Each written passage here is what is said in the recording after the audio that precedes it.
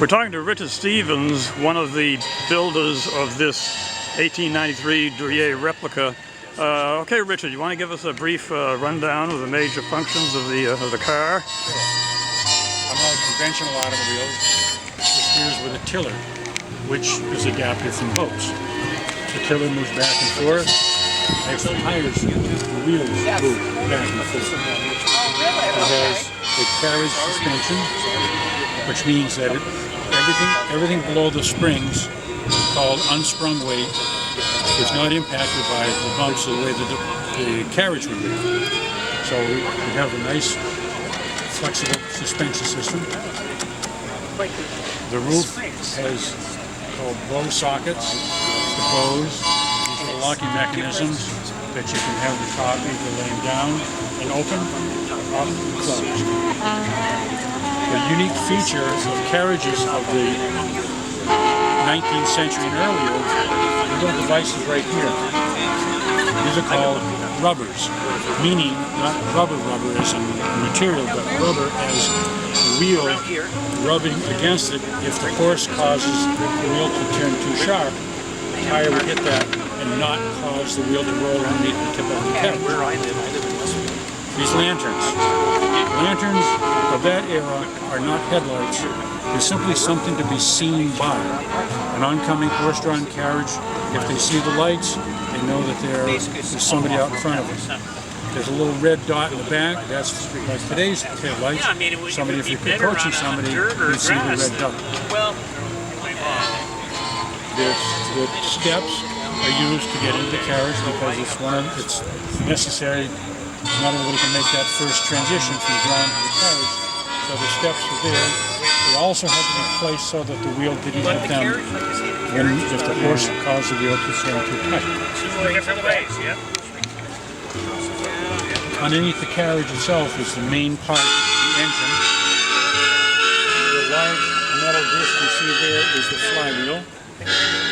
Below that, injected at this time, is the shifting mechanism. And the shifting mechanism is attached to the tiller. So the tiller moves up and down, changes the gears of the transmission, and forward and reverse, low to high. So that's multi-purpose function of the tiller, steering and shifting. It has the suspension back here, just like a regular horse-drawn carriage, except that most carriages, the springs would be mounted perpendicular to the center. I remember seeing those, yeah. These are mounted longitudinally to the center line. And the reason for that is because they had to modify the rear axle for this engine. This engine weighs the better part of about 700 pounds complete. So something had to be rigid in order to support it, and that's why they have the rear axle with the configuration it does. And that's why, and to that is why the springs are mounted outboard of the engine. This is the fuel tank. Take off the cap, fill it with gasoline, and back in the days, gasoline had been unleaded because lead was a relatively recent improvement in volatility. The gasoline goes through what's called a dripper, which is right here, which is controlled by this little knob right here. You open that up and your little gasoline will drip. This little thing you see right here is the carburetor. Whatever gasoline does not get used from combustion flows out of the carburetor to a tank in front of the rear axle. You see it way down there. Now what happens is when this tank runs out of fuel, that means that whatever didn't get used is in that tank. This little hand pump, I pump the gasoline from that tank back up to this tank, and now I drive it for however long until it does the same thing. Each time it runs out of gas, there's less to pump back up again. So eventually it will run out. This is the cooling tank. This contains water. The heat of combustion gets absorbed by the cylinder walls, which transfers into the water that's in the cooling system. It's what's called a water jacket inside of the cylinder chamber. The water that's hot rises through this pipe and into the tank. Water that's cooled drops down through and comes in from the underside of the engine, and you have what's called natural circulation, or thermosiphoning. So that keeps the engine cool.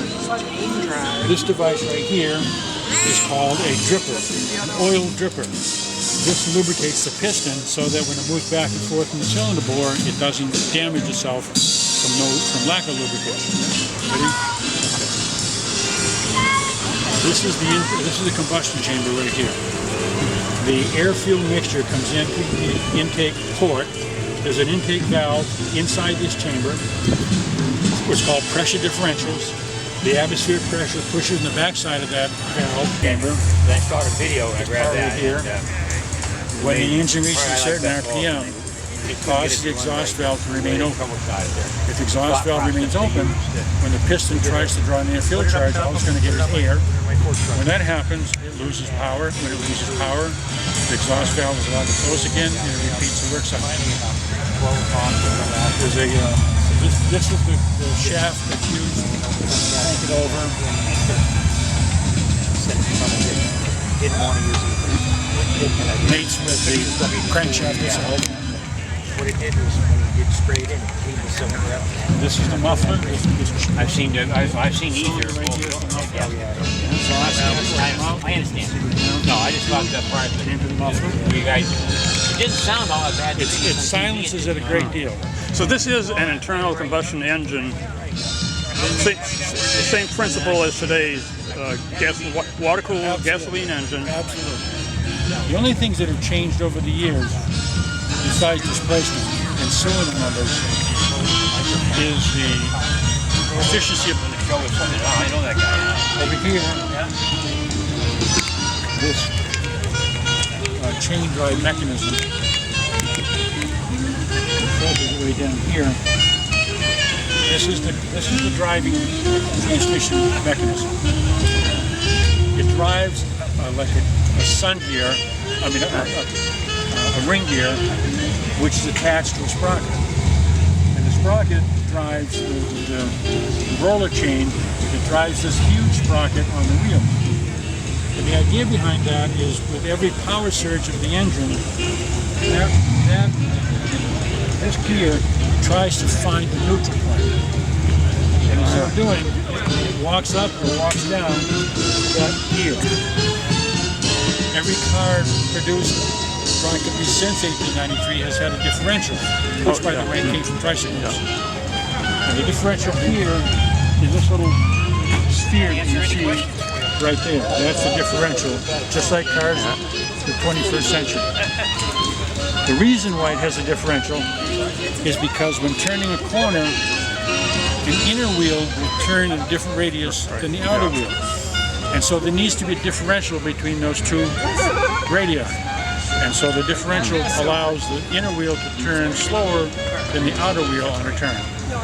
That's the purpose of the differential. I think we're pretty well covered. Everything on this side is the same on that side. Well, thanks a lot, Richard. That's a fascinating automobile.